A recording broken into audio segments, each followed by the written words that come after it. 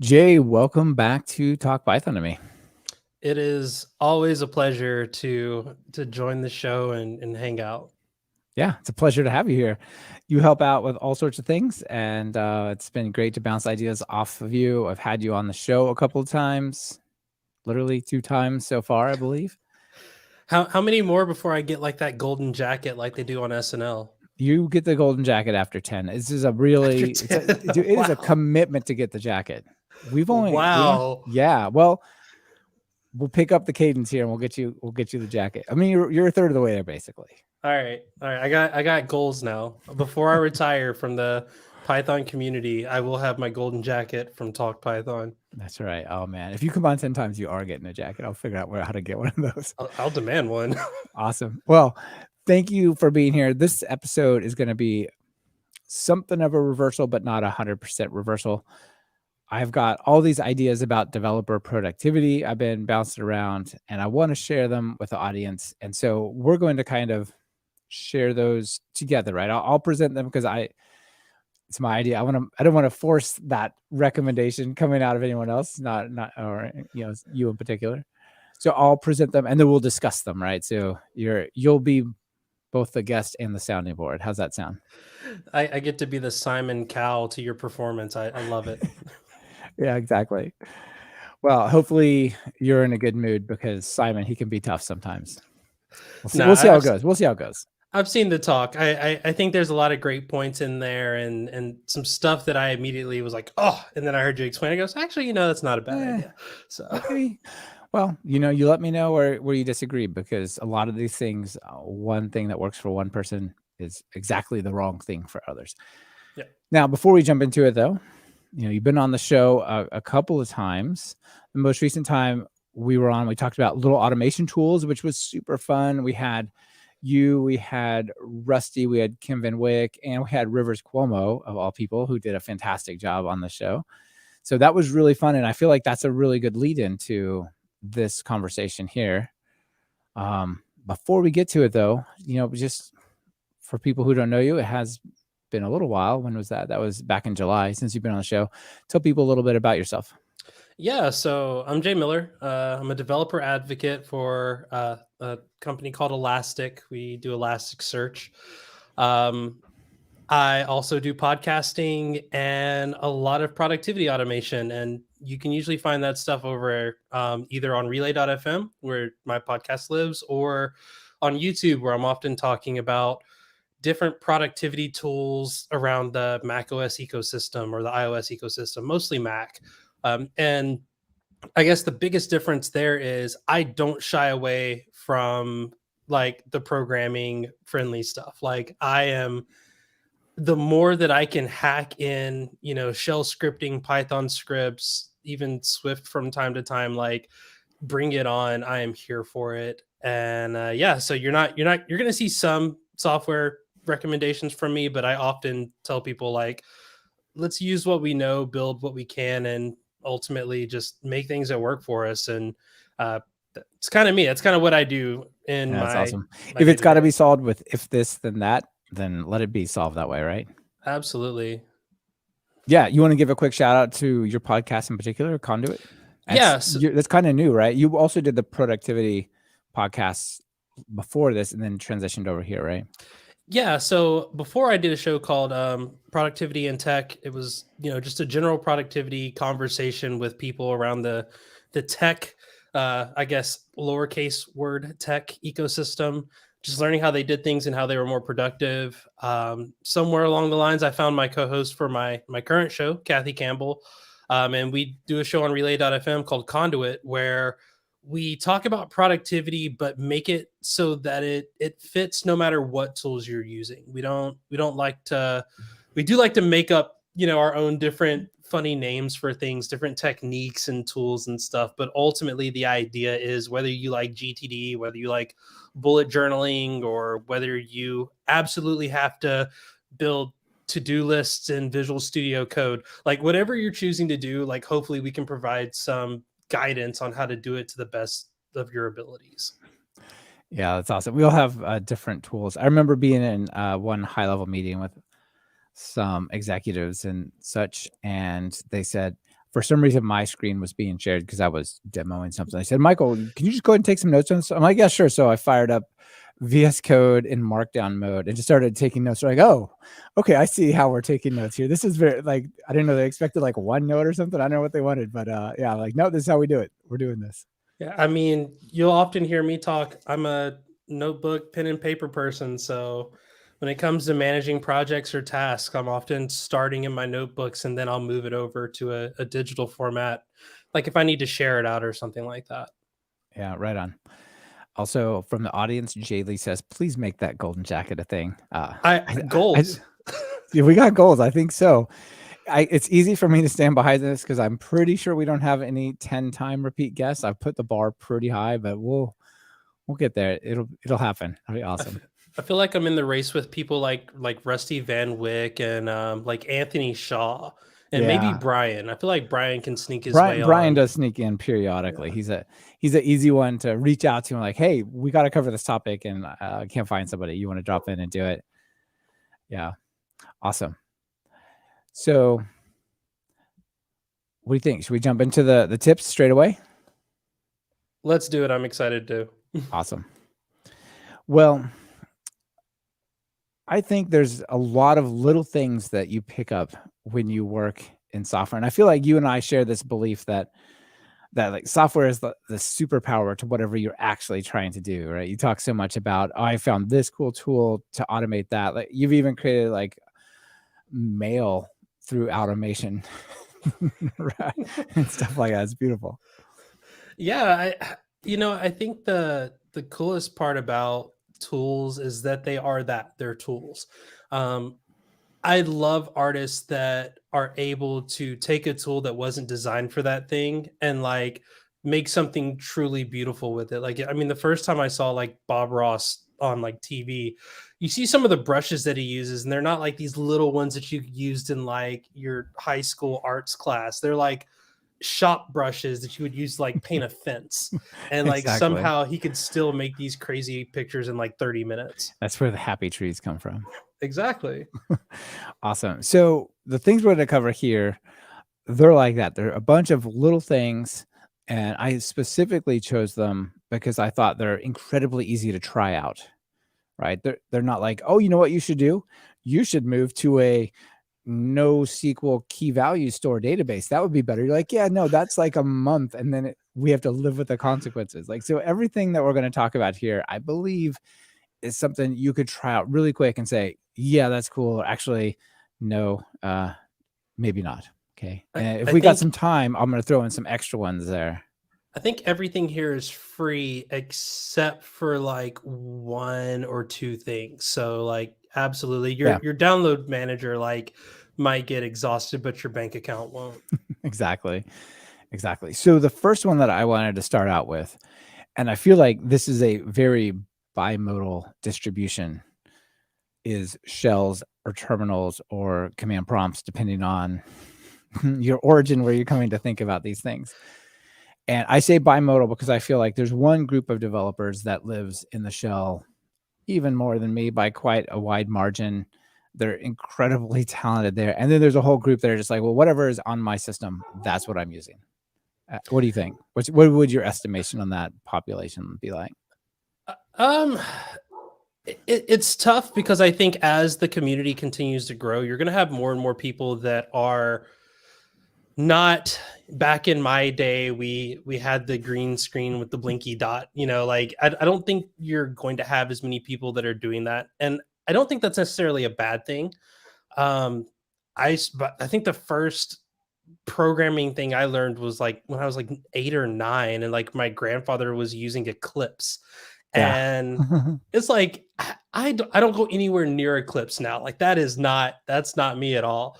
But nowadays, like even in my IDE, I find myself often going into Vim to make changes like in my IDE instead of just clicking on the file right there, making the change. It's like, oh, I know I can do this faster just from my, muscle memory. So I think having at least some knowledge of if I need to dig into the shell, I can. And I think that was actually, one of the things you talked about here was using different tools to augment the shell.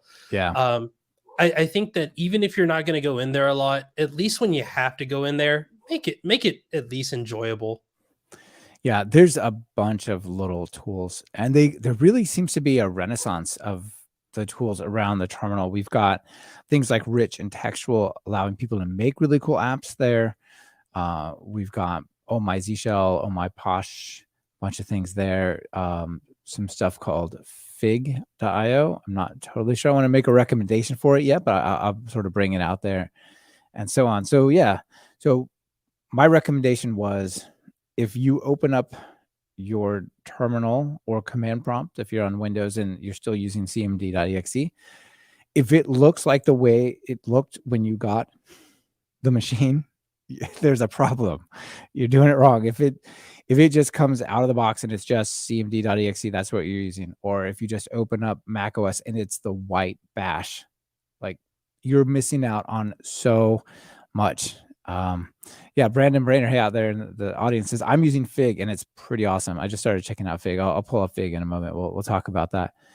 So on one hand, there's a bunch of people who are incredibly talented, but there's also all these things that support being more efficient on the terminal. So for example, I'm a big fan of Oh My Z Shell, Oh My ZSH at ohmyz.sh.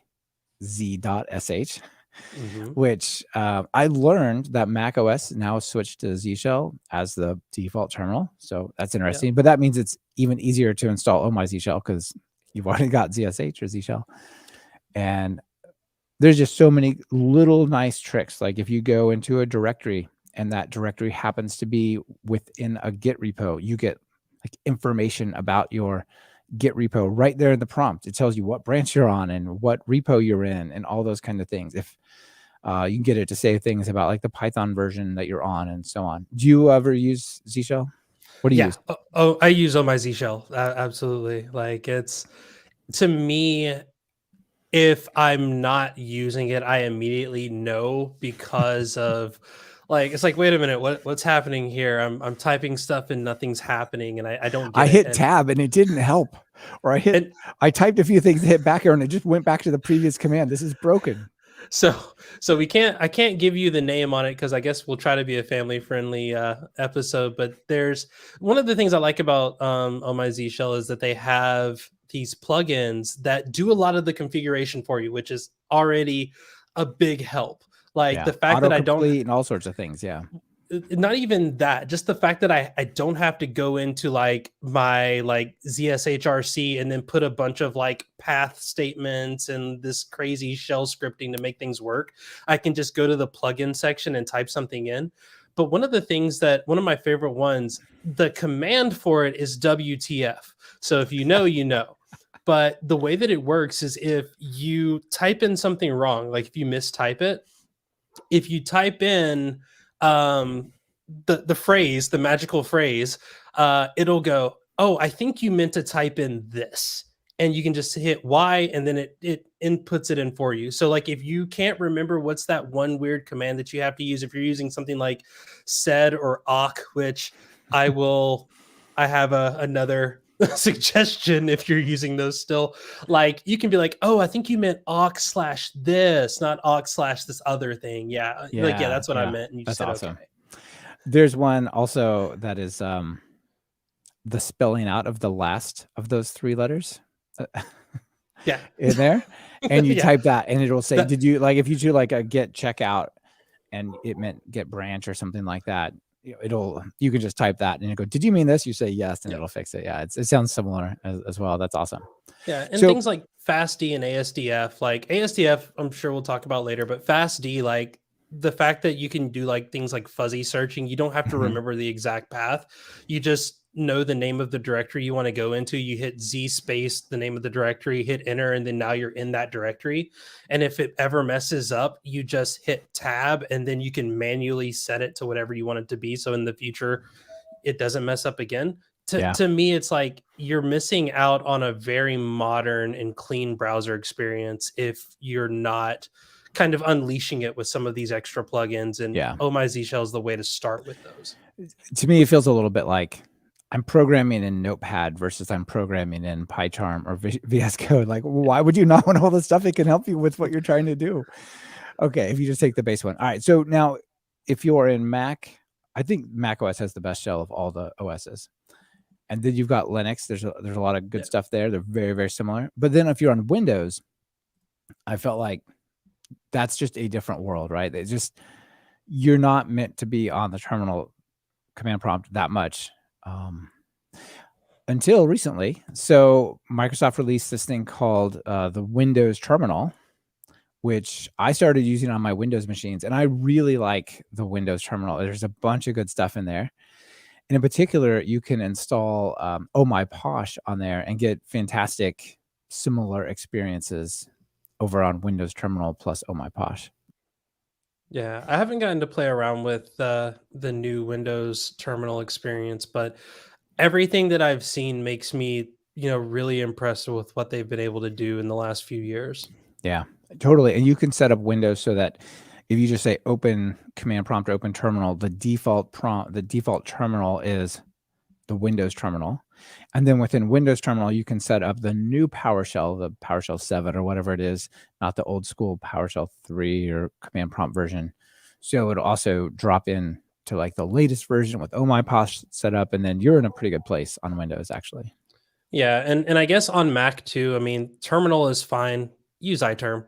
Like iTerm too. It is unless you're using, a shell emulator of some sort, I would highly suggest iTerm 2 to replace it. Okay. Good recommendation. Now, a couple other things. A lot of time. We're going slow, but we'll make it. We'll make it. We got a lot of stuff to cover. Something this is the most exciting one for me because it's like, oh, you want recommendations? I'm here for it. Yeah, absolutely. Oh, it's so good. Yeah, if we spend a lot of time here, I think that's also totally fine. So one of the things I much prefer about Oh My Z Shell over say Bash is I could type git space and hit the up arrow and it'll only show me stuff that started with git. So if I'm like, all right, what were the git commands I recently did? I hit up arrow, and it'll cycle through them. Or very common, like SSH. And like, I need the third server I was recently on. I don't want to type it. So SSH space, up arrow, enter, right? And that's really good. Something I've been using for about a month now that's really neat, was recommended to us by somebody listening to Python Bytes. We covered it there, was McFly. Are you familiar with McFly? I'm not. And I want to know because I have a very specific wish that Oh My Z Shell would do. And if this does it, I will insta download it. Okay, first thing that makes this nice is it integrates in a non-conflicting way with Oh My Z Shell. So I have McFly and Oh My Z Shell working together. Okay. So McFly, what it does is if you type Control R, it'll go to a reverse search, like on Bash or Z Shell or whatever, right? And that's, I find to be very useless. I've never done that. Yeah. I'll tell you when I do, I'm like, oh, I tried to type something else and I accidentally hit it. I'm like, darn it, I gotta get out of this thing. I know that you can search for stuff historically and it's useful, but what I already talked about with the up arrow stuff, that's like the way I go through history in Z Shell, like Oh My Z Shell, really nice. But this, imagine if you could just say, actually, what I want you to do is use artificial intelligence and context and fuzzy matching to show me a drop down Emacs like experience for my history that I can then run.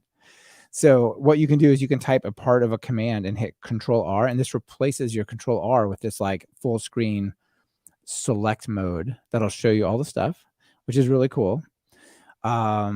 The stuff that matches, and it doesn't have to just be at the beginning. It can match in the middle of strings and commands. So you're like, oh, I checked out this branch. I don't remember where it was, or you just type part of the word of the branch and hit Control R, and then boom, there's all the commands you ever issued to that branch, basically, which is fantastic.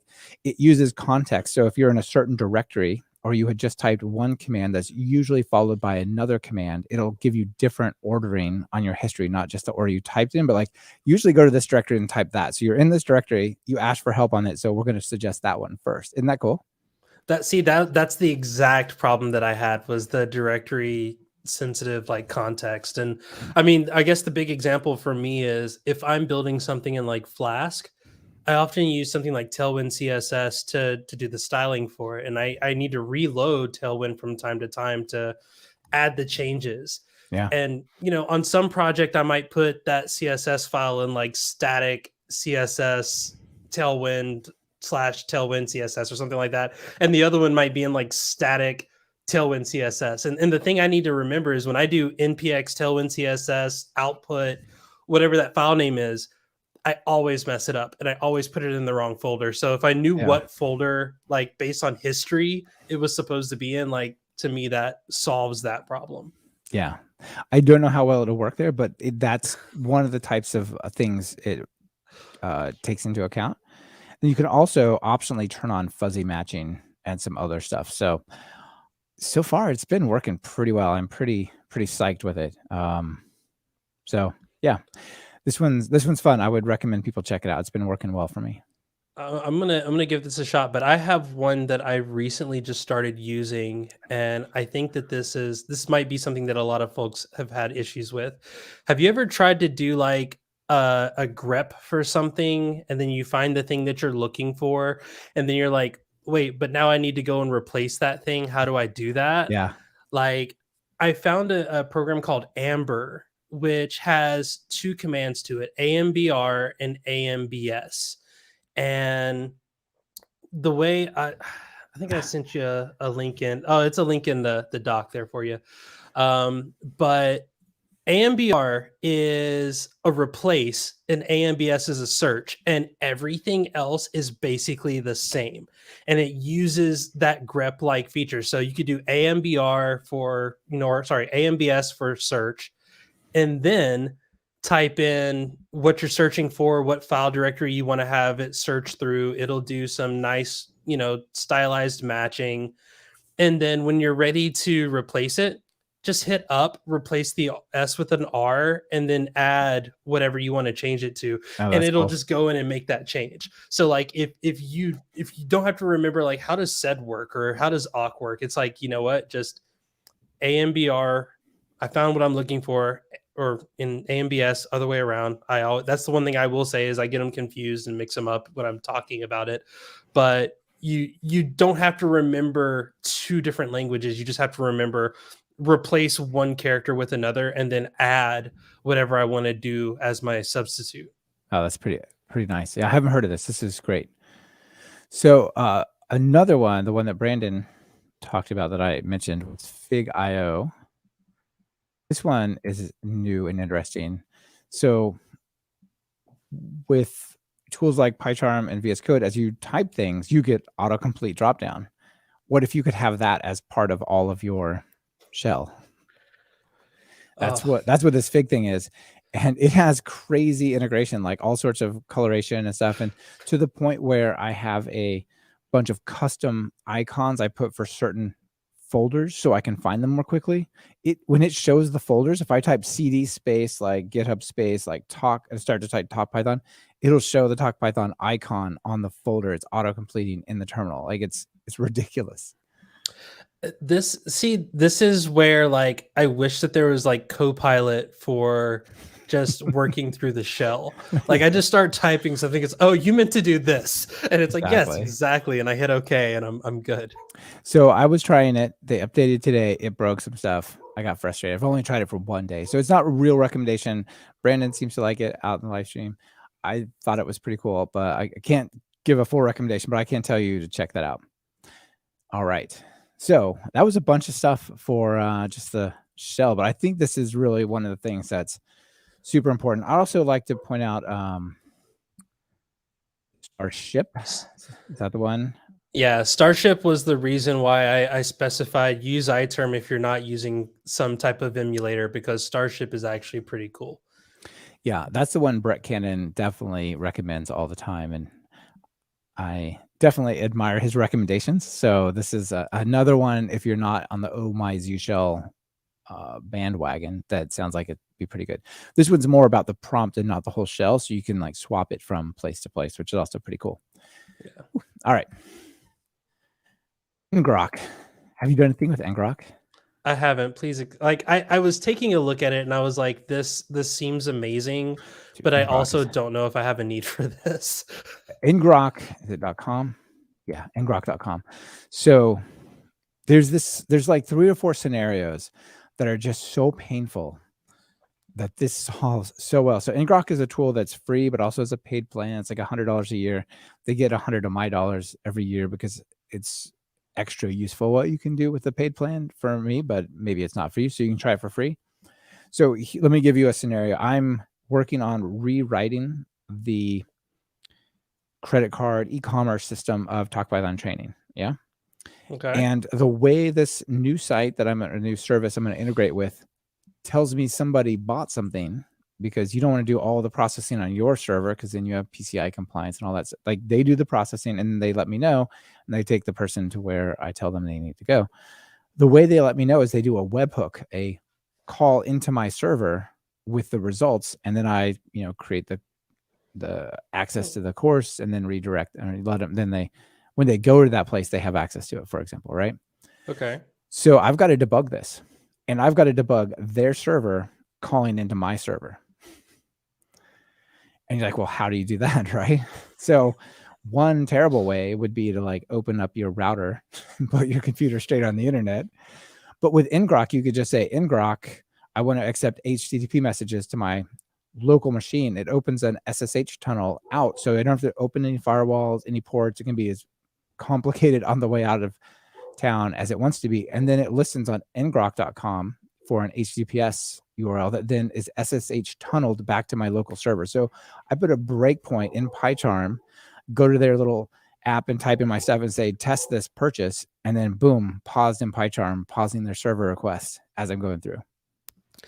See, I thought about something like that, and as soon as you pulled up the site, an actual a use case for me popped up. And a good example of this was, doing the developer advocate thing. I often have like builds of stuff, servers, Yeah. Docker Compose instances, and I keep all of this on like a Mac Mini at my house.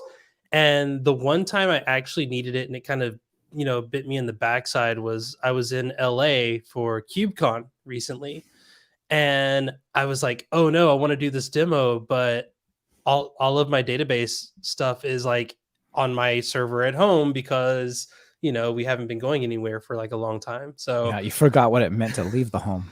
exactly. So had I had something like this, I could have just said like, open up access on this port and this port only, and say like, hey, now I can actually access data on my home server. Yeah. And keep all of my configs the same, instead of doing what I had to do, which was like re-download all the data, open up a cloud instance, and then move everything to the cloud, and then get a call from our company saying, hey, your bill went up like several hundreds of dollars. What's the gives? And it's like, oh, sorry, I was downloading gigabytes and of data I and forgot and loading left it on. on conference wire on conference Wi-Fi nonetheless. Yeah.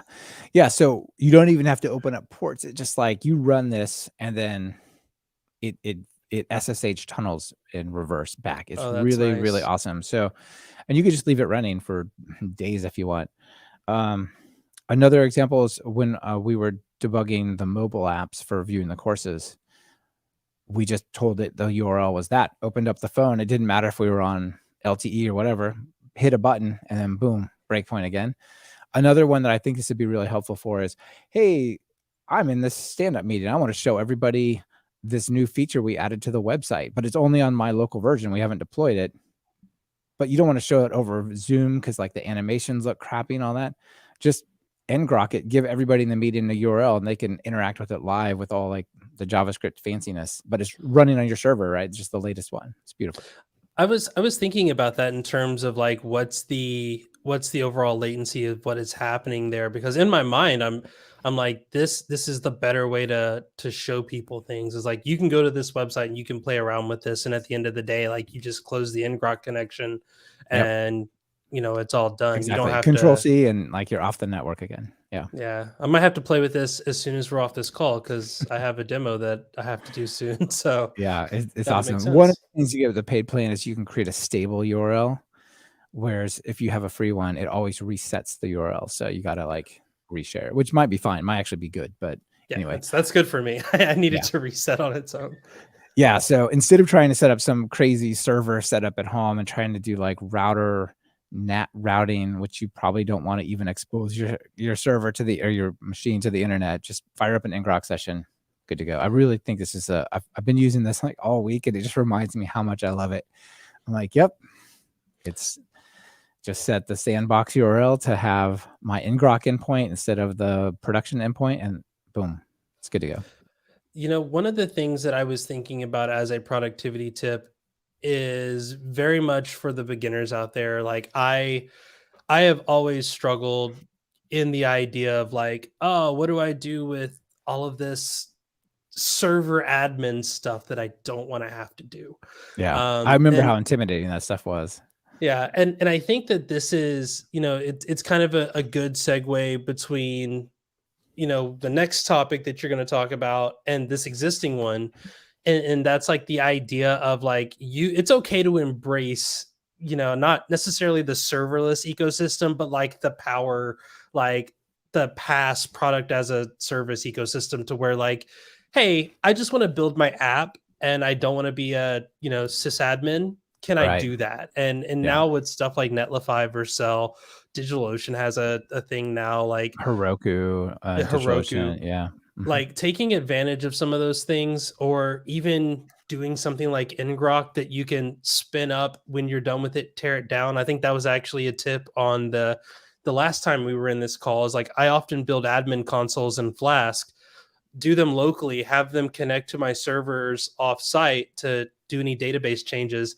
And that way I know for a fact I'm not leaving anything secure open, because I'm just doing localhost. It's sending the API calls.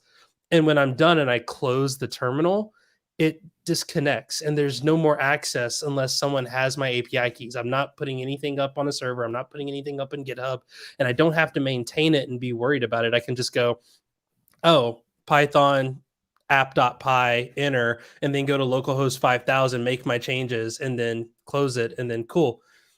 Got access, don't got access. That Yeah. easy. Yeah, that's very nice. I love it. Jaylee out there also says, I'm using ngrok for to work with my RPI or Raspberry Pi for home. Yeah, for home security services. Works great. Yeah, that's another thing on like devices like that aren't necessarily listening. You can get them to sort of push out and then start listening again on the like public that. internet. Yeah, there's a lot of good uses of it. Told you, it's ngrok thing. It's a thing of beauty. All right.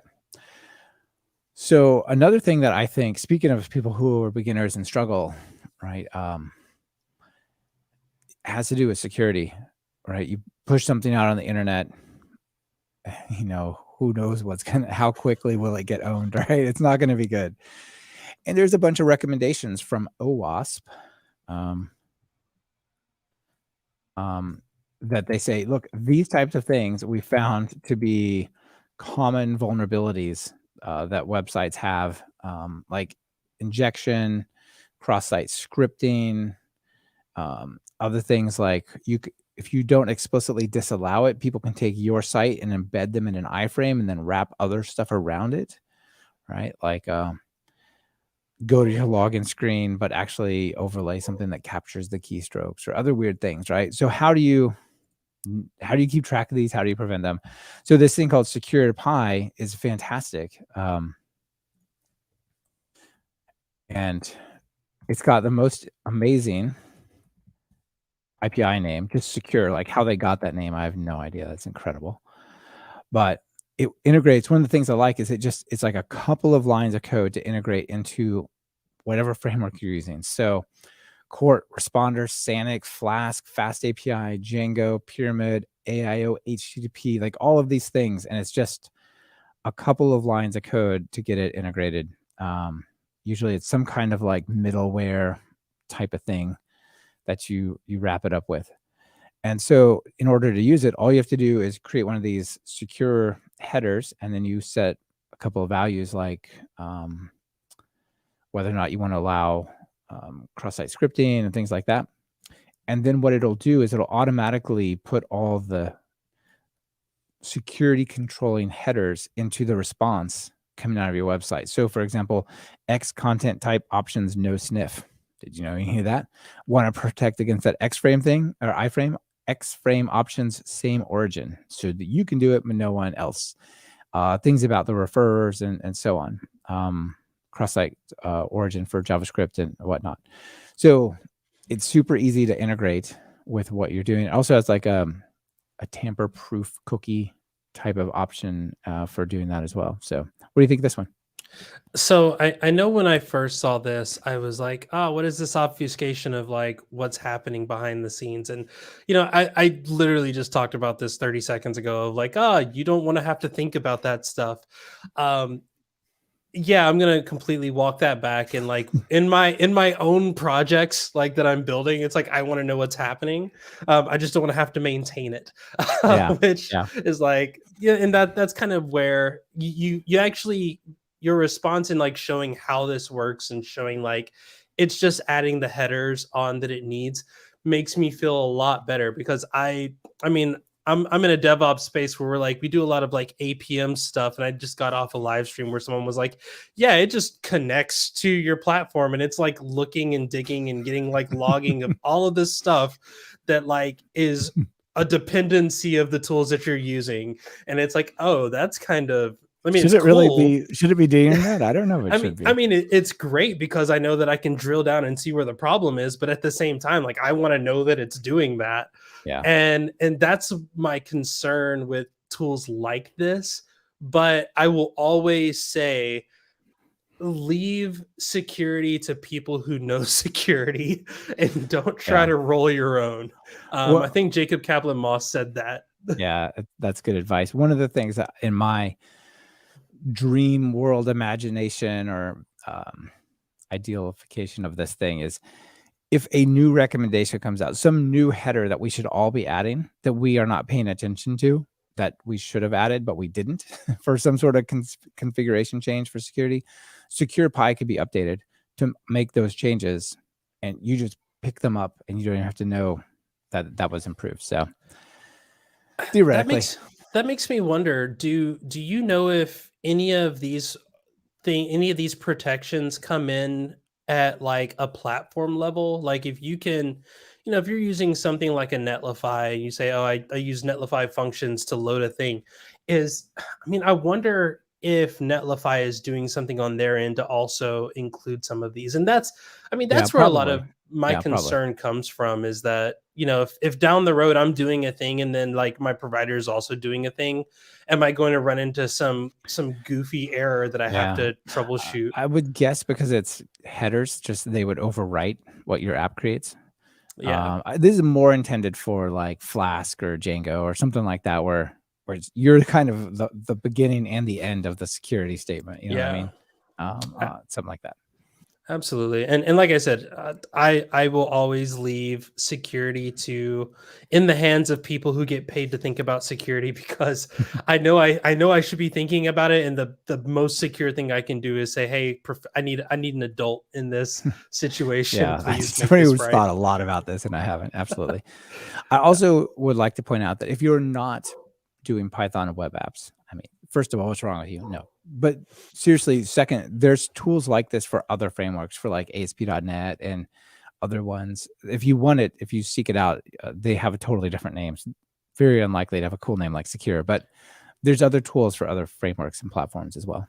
You'll have to listen to talk, whatever that language is, to me, I guess, to hear about those. Exactly. Yeah. Talk COBOL to me about our APIs. All right. So yeah, to integrate it is like incredibly easy. So that's super cool. All right. So here's a recommendation, which is in some sense in contrast to how much I went on and on about how much I love the shell and the terminal. And that is, don't shy away from UIs for your Git, for source control, basically. This is the one that I was like, I'm ready to fight on this one. All right, let's battle. So here's the thing. I think there's a lot of value to having nice visualizations of what's happening, right? Like, for example, my first thing I pulled up for this was source tree from Atlassian. And when you open up a repo, you see the branch history and who has made what changes and where the tags are, all in like one quick shot. And you still have hotkeys. Like if you want to just do a pull latest, you Shift Command L, and that's the same as git pull. You want to push, Shift Command, I don't remember what the push one is, P maybe.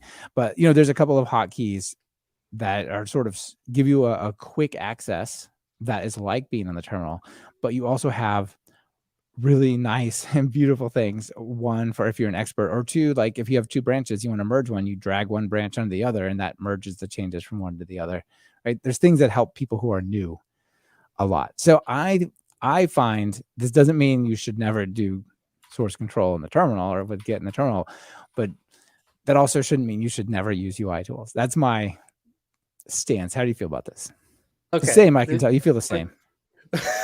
With that phrasing, I'm like, fine, but That's all right. I took the first word on this one, so go from there. So I have many a tweet that has said I have made said mistake. I need to unmistake it. And how do I do this? And almost like clockwork, I do it wrong, and I wind up I wind up deleting things that weren't supposed to be deleted, and then I'm banging my head against the wall and then figuring out how do I fix this. And the biggest Git undo is just delete the whole directory. That is and actually then check it out again and just hope that you can like kind of get it back. Yeah, that's exactly my solution in most cases. And again, I also want to say I am not saying that any type of UI is bad. I'm just saying if you're getting started, learn the basics, because you're going to be on a server one day. You're not going to have access to Tower or Source Tree or something else. And you're going to need to know, what was that command? Like what would what is cherry picking? Get whatever. And it's like, you're going to need to know it. And if you have an over reliance and you don't understand what's happening behind the scenes, that's when you're going to be in trouble. So for me, it is very much, you can use the UIs, you can use the tools, know what's happening behind the scenes, and know what they are as well. And I love what's this comment. Why make things more difficult? There's so much to memorize in our languages already. Why do we need to memorize the Git commands as well? That's the thing. You don't have to memorize all of the commands. You just need to get a good understanding of what you do need to know. And on top of that, plus we already talked about, use things like OhmyZSH, where you can just tab through it and get a list, and you can use man, and you can learn about all the different commands and what they do. But again, if you hit delete on the Git or the GitHub, interface, what is that doing? Is that just deleting your entire repo? Is that deleting the clone that you have locally? Like, what is happening? And what happens when you go to use some other tool and they use the exact same phrasing to do something different? What happens when you go to a new company and your Git workflow changes and you're like, oh, well, now we don't do branch stuff, we do tagging and things like that. I'm not saying that you can't use the UI. I'm just saying it's good to kind of understand what the UI is doing, so that if you ever need to change it, or if you ever need to change what UI you're using, you can do so and do it in confidence. And when you're stuck in that one situation that I have personally been in, where it's like, crap, I don't have the button that I press. Like, what do I need to do? Like, you can at least have a better chance at making the right decision. Yeah, no, that's fair. I would say to Robert, I think RJL is Robert. Hopefully I got that right, Robert. There's probably 5 or 6 Git commands you need to actually know how to do. And then the rest, I would go to the UI, because to me, it's like, do I really need to like visualize the branching in some other way? No, I'll just open up source tree and look at it. That's going to be totally fine. But if I need to know how, git pull, git commit, git add, git push, git checkout, like these are the various things I need to know, but like a complicated rebase, maybe I'll just go, all right, I'm gonna find the server or the UI, and I'm gonna do it. We've all done that interactive rebase, and we're just like, why am I doing? We get like 3 of them through, and we're like, yeah, sure, whatever, just accept the rest of them and go. And then you realize that you shouldn't have done that. I'm totally there. The other one is, why am I in VI? Just accept theirs. But I think that's the thing, is like, no, I'm not typing git commit -m insert my message and then all the files that I want to commit.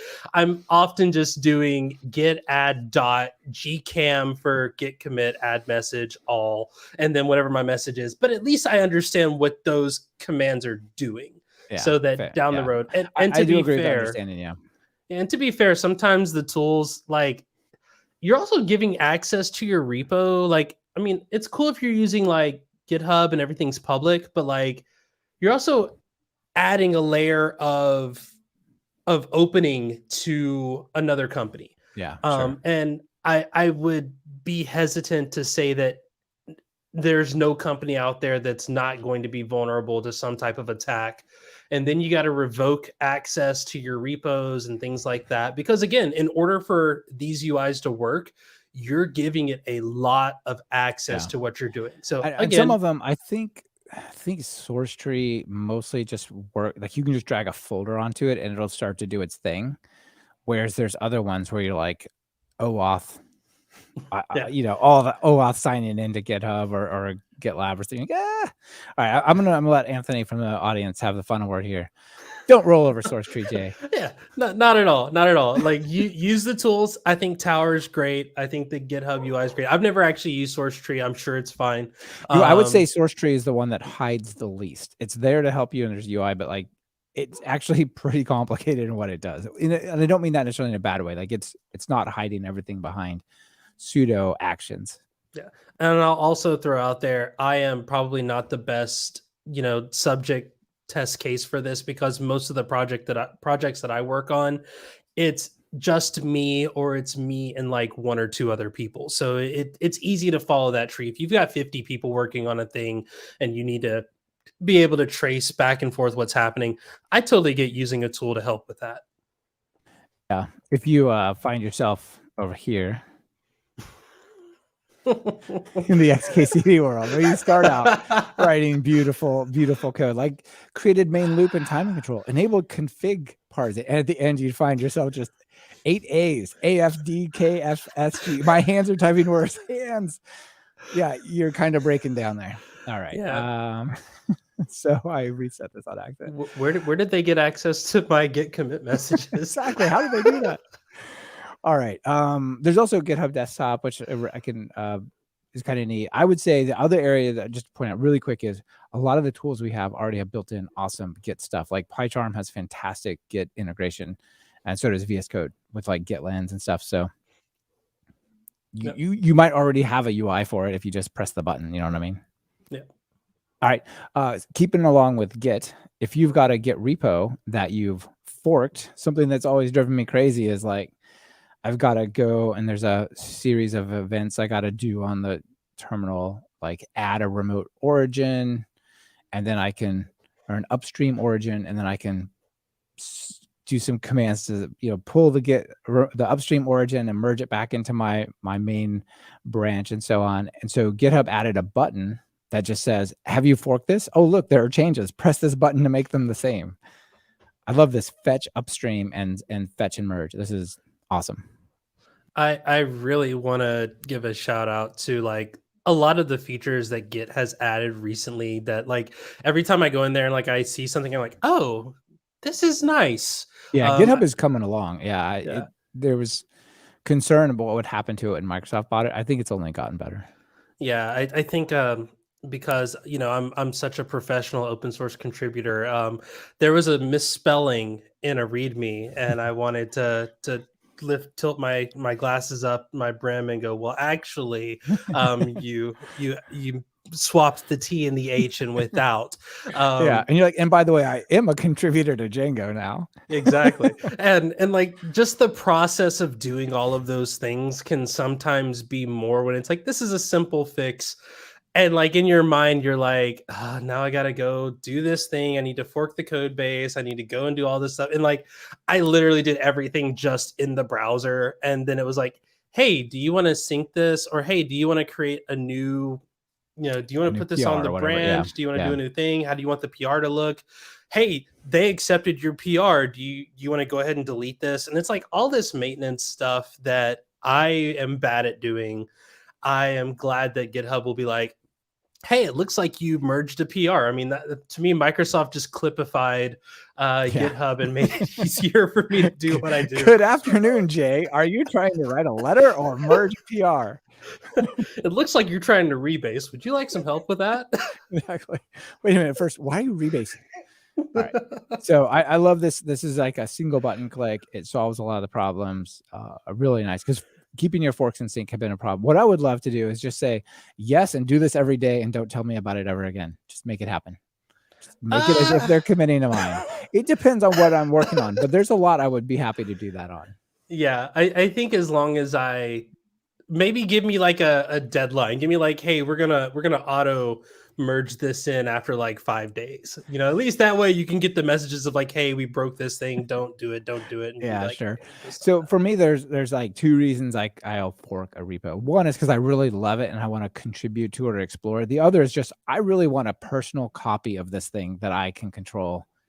Just because I depend on this so much, I want a copy of it. And for those, just keep it in sync. You know, I can always go back to the version before. I was wondering like how many like were you doing this for like dependency management, but I don't know if I don't know how much I'm doing that. I'm not really forking someone else's code and then like bundling it in with my projects. But I Yeah. mean, I'm never going to say never, because that's the one time you need to go and do that. Yeah, for sure. All right. Well, so glad that we're only part way into, like, we're on halfway through now. And we're just barely into the podcast, so it'll be fine. Oh, I mean, some of these I am just like, I agree, next. Like Yeah, this I one, agree. this one's perfect. If you're not using Let's Encrypt and like you're not a company that buys their own certificates and other things, like just use Let's Encrypt. Yeah. And It you're is good. so simple. I would say getting a certificate is kind of a challenge. I remember being on the phone with a certificate company and having to Mhm. verify the identity of where's the office and what do you do there. Maybe we'll give you an SSL certificate. It might have been one of those enhanced ones or something that didn't really matter, but they thought it would matter. And it was just such a hassle. And then, oh my goodness, if you got to renew that thing and you don't remember the details, or the person who originally got it is gone, what a hassle, right? And so one of the benefits of Let's Encrypt is not just you get an SSL certificate, TLS certificate, you also get them automatically renewed behind the scenes without you doing anything. That's beautiful. And this is, I mean, again, this is a plus one for those platforms as a service. I know like Jamstack and all this other stuff, people are like, oh, I don't want to have time to deal with that. The fact that I can just commit to GitHub, push my repo up to GitHub, and then from there I know my website's done and I don't have to worry about the certificate renewals and everything else. I will always go that route, but I do have servers that I run for like, hey, I want to show you what it looks like to run this server. Let's Encrypt is absolutely like the first step in that process. Like, okay, let's make sure this is good to go. And I always imagined this would be kind of complicated until I actually saw the steps. The steps are apt install software properties common, apt add apt repository universe, apt update, and then just apt install certbot, Python 3 certbot, nginx, and then just run certbot nginx. That's it. Then say yes to the prompts. You know what I mean? Yep. That's it. Yeah, it's really, really not that intimidating. So people should absolutely be using it. And the audience, RJL Robert says, hey, don't forget about FlaskCon in a couple of weeks. Michael will be speaking it. I will indeed. That'll be super fun. And he agrees with us. I'm also speaking at FlaskCon. You're speaking at FlaskCon? I had no idea. Awesome. We didn't even get a chance to connect. What is your talk on? My talk is on utilizing the Google Maps autocomplete API to do location-based searching with Elasticsearch. Oh, that's awesome. That'll be fun. I'm demoing it in my College Board clone. So anybody that's in high school getting ready to go to college and wants to know how much student loan debt you're going to go into, check out my talk. There you go. Awesome. No, congratulations on being there. You could run ngrok and let the audience interact with it, right? That's why I said I was going to test this as soon as we're done here. Nice. Yeah, I'm doing a Flask plus HTMX stuff. I'm a big fan of that. And that's not even on my list of my suggestions. All right, here's another one I find really challenging is testing web apps. And yes, you should write very focused tests like, oh, here's the e-commerce section, and this is what the price is when I set a discount code and I'm not logged in and I tried to purchase it. But sometimes you want to know, will the thing just catch on fire in 500, or will it actually work if I were to push this to production? So this recommendation is that if you have a sitemap, and most sites do, one of your tests could be just request all the pages and see if they 500 or 404, or if they return something that looks like a response, like 200, 201, 302, something like that. I'm trying to remember what it was called. I think it was like PyTest requests or something like that that does something similar. But I love the idea of using sitemaps. I'm going to do a shameless plug. One of the things that we started doing with our search platform is adding a crawler that you can tell it to just go and brute force all of the links on your site and make sure they're good. But you're going to miss something. Like you will miss something that way. But you can also just add a sitemap. So sitemaps are a great tool, and it's one of those things that like a lot of I don't think Flask does it by default. Django doesn't do it by default, but there's usually a very simple way to add a sitemap to those applications. And I think if anything, this is just another reason to implement sitemaps. Also, search engines do like sitemaps. So if you want to get another bump in the SEO ranking, this is the way to do it. Yeah, absolutely. Super easy. It's not a lot of work for the relative benefit you get. John out in the audience says, ngrok sounds similar to Cloudflare tunnels, which are also free. That's awesome. I have no idea what Cloudflare tunnels are, but it's a good recommendation. People can check that out. So thanks, John. I'm gonna add that to the list. Right on. All right. Here's actually the code I put up there. Like it literally is 15 lines of code or something to do the sitemap test, which is pretty straightforward. Another one, you're talking about the SEO aspect. Google's been paying attention to how fast your site responds, and not just what is the server response, but how long does it take to get all the JavaScript and parse it and run it? How long does it take to read the HTML and then get the images and resize them and all kinds of stuff? So there's a place called PageSpeed Insights by Google, which you can just go put any web page, your root page or some sub page in there. And it'll give you not just what they think your speed is, but what their recommendations are. Like, your image is too large here, and on wimpy processors like phones, it's going to slow down the page load. So you should resize. Like, you're saying 300 in your CSS, but the image is 1,000. Just make it 300. I'm right in the orange on my site, so I'm at the high. I'm like right underneath green, so I got some changes I can do. But one of the things that I thought about this, and I love the idea, and I absolutely agree with it 100%. One, if you're doing static tends to be faster. Gonna throw that in there. But because I love, but it's not as easy of a fix as you would think. There's still a lot of problems you can have with a static page. Yeah. And actually one of the things that I wanted to add on to that, speaking of like scores and ranking, is the idea of accessibility scores and ranking as well. We don't want to be Domino's. We don't want to be the company that gets sued for not having, good accessibility. Luckily, I don't think anyone here is, building stuff like that. And if you are, hi, welcome. I'd love to chat sometime. But I do think that it's important to be good stewards in the community.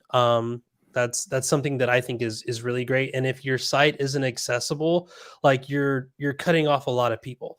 And a lot of people are like, well, it's hard to do this, and what else can I do? There are a lot of great tools out there. The one that I'm going to promote is Wave, which is the Wave web accessibility tool, and it gives you a bunch of different things. It even does its own evaluation, and you can use it to say, how accessible is my website? Yeah, that's cool. Definitely people should check that out. This is important. I think it might even be legally required. And then also PageSpeed is starting to be used for actual ranking as well. So people should consider that. All right. Here's an interesting one, which I don't know how you feel about this, but I find if I set up a server and the server's job is to run a website or an API, and I log into it, there is about half of 1% chance that I want to change details about the service, the system Python. There's a 99.5% chance that anything I need to change is with packages or details or commands involving the service I set up. And I found I would log in there. I'm like, okay, well, where's the virtual environment? I got to activate this thing. And now I can issue the pip install this new thing or do some other command that I needed to do on the server. And then it occurred to me, like, why do I do this every time? Why don't I just set my ZSHRC to say the last thing is to source activate the virtual environment? So now when my servers, when I log in, at least the ones that are web servers, it automatically activates the virtual environment that runs the web app. So are you familiar with direnv, DIRENV? Yes.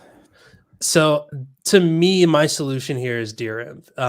For those that Tell don't people know what this is. Yeah. Yeah. So direnv is this way to load an environment in based on the path that you're in. And in most cases, this works for just environment variables, which I mean, I love. It means I don't have to put stuff in open source. I don't have to risk putting a password in there. I can just point to an environment variable, load that stuff in, and then know that if I'm actually in that folder, then the variables are loaded properly. Right, exactly. If you're in the folder that contains somewhere above it contains the virtual environment, it's going to use that setup. Exactly. Right? And Yeah. the thing that's really cool about this is there's another tool called ASDF that uses something similar to PyEnvironment or PyEnv that you can put into your environment variables to say layout Python and the Python version. And it creates a virtual environment the same way that when you load into that directory, you're loading into a virtual environment that you can control the actual version of Python that you want to run.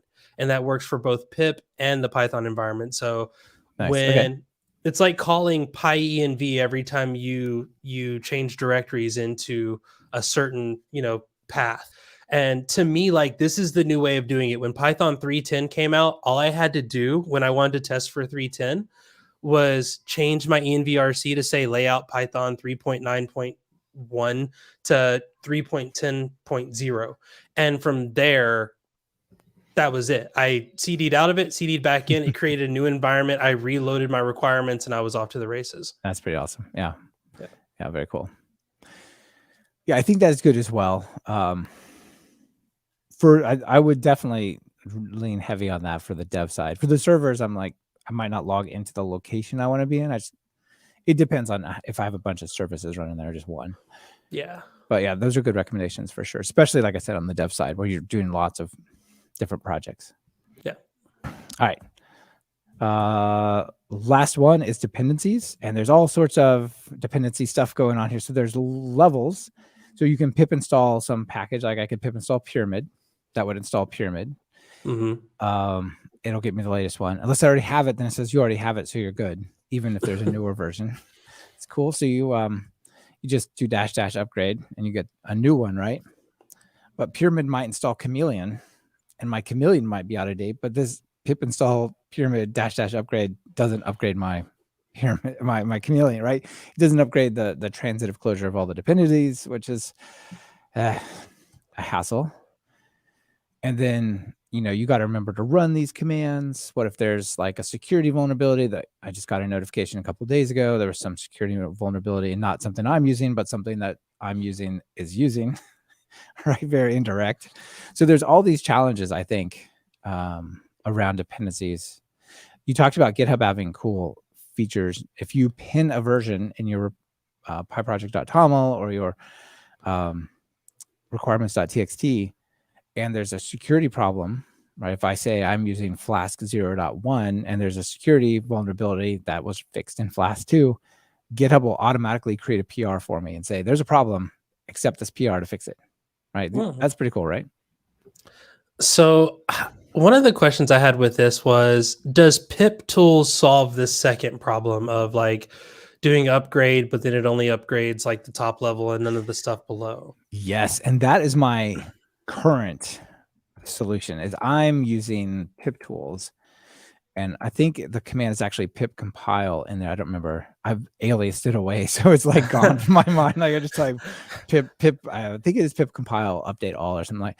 It's So a pip compile dash upgrade. I did the same thing, except for I never thought to just alias the whole pip compile upgrade plus pip sync. Like that makes sense. exactly. Yeah, I've aliased these things away. They're all down to like pip install -r requirements -dev.txt is just PIRD. If you want the without the dev, use PIR. Like I'm all about the aliases. My NeoVim, because I could never remember NVIM, I just do VVI. Yeah, nice. Exactly.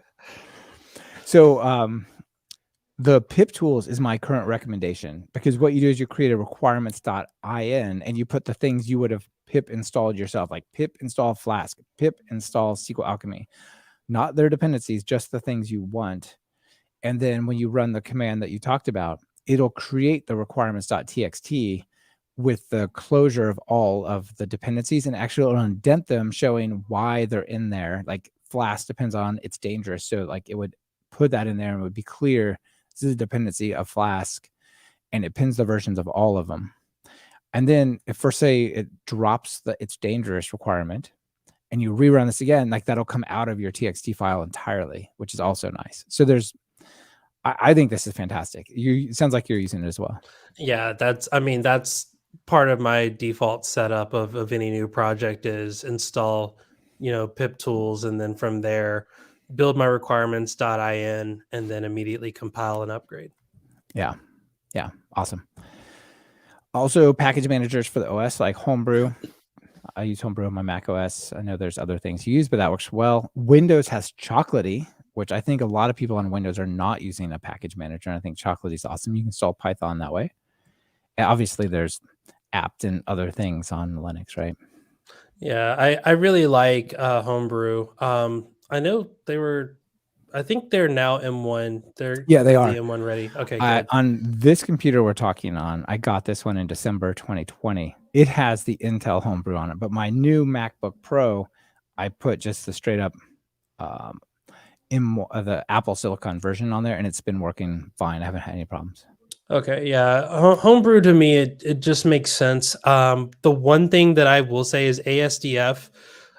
If you're using that, you don't want to run, pip or brew install Python, because then you have they're like your stems and stuff will get all weird. So install Python through ASDF if you're using that. But other than that, I think Homebrew is great. And I guess the other bonus to ASDF is you can use that not just for Python, but if you're doing like Ruby and you have like RVM, or you need to manage node versions, which I hate managing node versions, but you have to do it, I guess.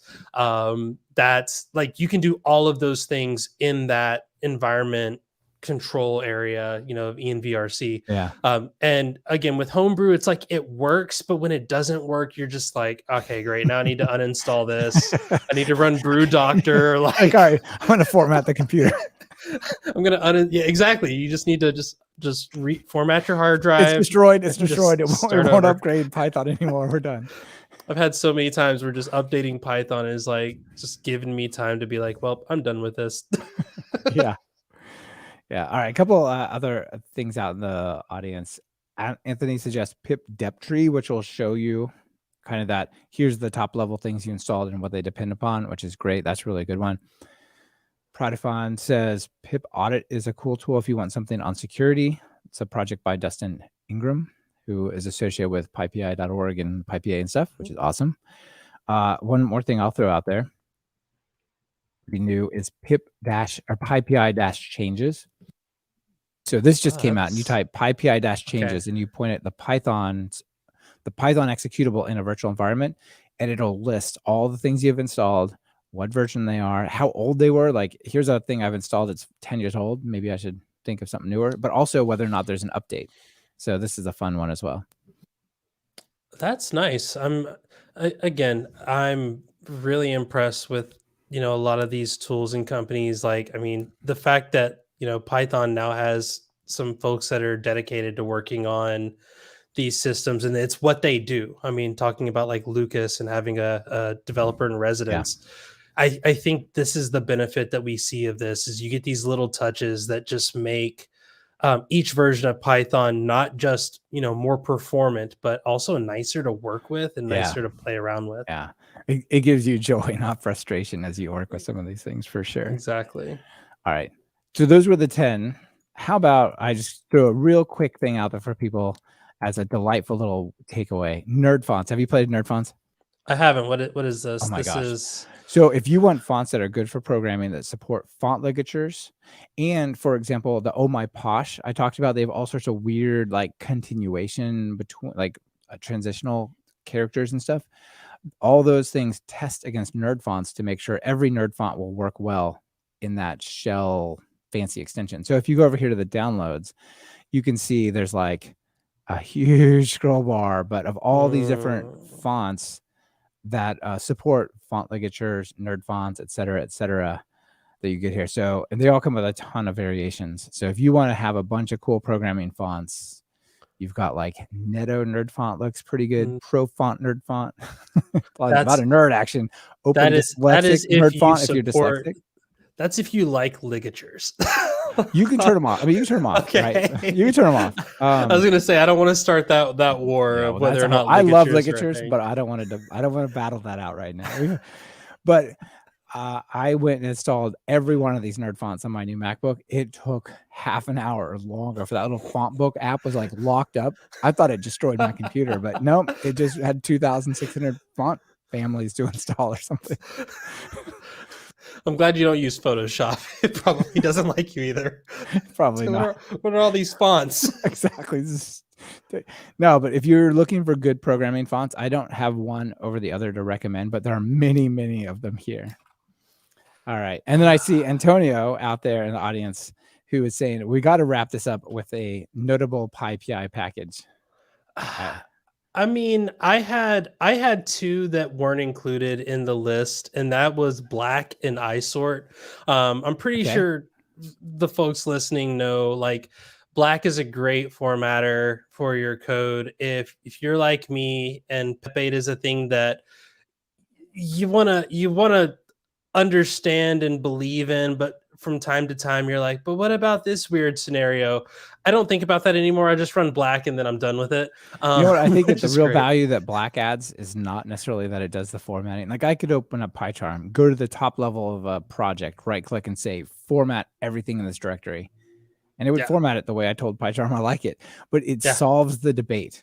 It's like, you don't have to debate, is there a space before the comma or after the comma? Does it go on one line or does it go on 3 lines? Like Black puts it on the lines. We've agreed that we're just going to take this and nobody's going to be 100% happy, but you're going to be 84% happy. And we're just going to stop fighting about the formatting. And iSort is the exact same, except for it does this with sorting your imports. And I mean, I will say sometimes when I'm writing code, it's messy. Thank goodness I have Black and iSort to make it not so messy whenever I have to give a talk and then someone goes, is there a repo for this code? And I'm like, give me 30 seconds, Black, iSort. Okay, now there is. Now I can. Now I'm willing to share this. That's right. It's not embarrassing anymore. Awesome. John out in the audience says, I was just going to say Black and iSort. Get out of my head, Jay. Oh, man. Well, other than that, I mean, you've talked about rumps so many times. I mean, rumps, we can play the classics, all the time here. I personally, I try to not do a lot of installation of stuff, but if I go to some of my projects really quick and just open up, actually, I think I do know of one, and let's see. I don't remember what it's called. Yeah, I have an app I built with rumps, Python 3, and Py2App that's running up in my Mac terminal bar. And if I'm really unlucky, it'll get hidden in the notch of my new MacBook. Oh no. I haven't played with rumps recently. I need to do some more with rumps. Yeah, rumps is good. Honestly, some of these little dependencies that I add to some of my projects that, I mean, I could probably do my own, but also I don't want to, like Slugify. if you've ever, again, a lot of this is just getting rid of how do I do this? One of my projects that I just started working on is this idea of we've all done, markdown, and then you convert it to like a markdown table, or you convert it to like HTML, and you got to do some stuff with it, and then you got to process that HTML. But what about doing like markdown to JSON? Like where I have a markdown table and I want to convert that table into a CSV file or a JSON file. So I'm like playing around with this, and in my head, I'm like physically pulling my hair out, but I'm also like banging my head against the wall, going like, but what's the regular expression for this thing? And that's where stuff like validators is absolutely amazing, because you can just go, is this an email? If it is, okay, good, run this. Yeah. Is this a properly formed URL? It is, good. Okay, run this. Like, I don't need to rebuild those things. Yeah, awesome. Yeah, a bunch of good recommendations. So thanks for being here, Jay. This was a lot of fun. I love just going through a bunch of these little tools because I learned a bunch from you, and it looks like people in the audience have found a bunch of interesting ones that we covered as well. I love it. I mean, as always, now that I'm a front runner for the Golden Jacket Club of Oh yeah. Talk Python, I absolutely love coming on, and just now that you got the chat here, they're talking about products. I'm like, what's that? Let me add that to my list, and I get to learn as much as everyone else does. Yeah, it's awesome. Yeah, I just want to give a shout out to the YouTube live stream. It's been really fun to have so many of you all come and join the streams and give us feedback and thoughts during the show. I think it lets the audience have a little bit of representation. If you want to watch that one, just go to the episode page. You can click it right at the top. It'll be there. Or subscribe to the newsletter. There's a link to the YouTube videos every That's newsletter true. drop. They are in there absolutely every time. It's awesome. All right. Robert says, thanks again, Jay Michael. This has been very informative. Thank you so much for being here, Robert. Jay, final word, call to action. People are psyched about this stuff. What will you tell them? Honestly, just play around with it, have fun, be a good steward of the community, and absolutely take someone that was like me 7 years ago that was like, this Python thing seems hard, but I really like Flask, so I'm going to keep trying it, and just continue to pour time and energy into them. Trust me, it'll pay off for them in the future, and they'll be sure to thank you with all the drinks that they can. And if you ever want to get in touch with me, you can do so. I'm on Twitter, KJAY Miller on Twitter, LinkedIn. That's kind of it. I'll definitely put that in the show notes as well. Yeah. And again, if you're interested in my productivity takes and wild, hilarious opinions on things, but you want to get outside of the Python space, check out Conduit on Relay FM, relay.fm/conduit, where we put out an episode every other week. This next one actually talks about having to do your job when you're in physical pain, which is something that you don't think about until you have that migraine for like the third day in a row, and you're like, all right, how do I do this? My most recent example was when I fell in a river and landed on some mossy rocks and broke my finger in 3 or 4 places, and had a cast that went to the tips of my fingers. Could only work with one hand for 2 months. Let me tell you, you got to find some productivity tips to keep things going at that point. Absolutely. That was a couple years ago, but still, yeah, it's all of a sudden you should realize, oh boy, I got to keep going, but this is not so easy. Awesome. Oh man. Yeah. So people should check out Conduit, and thanks for being here. It's been great. Absolutely. Yeah. Bye. Thanks everyone on the live stream.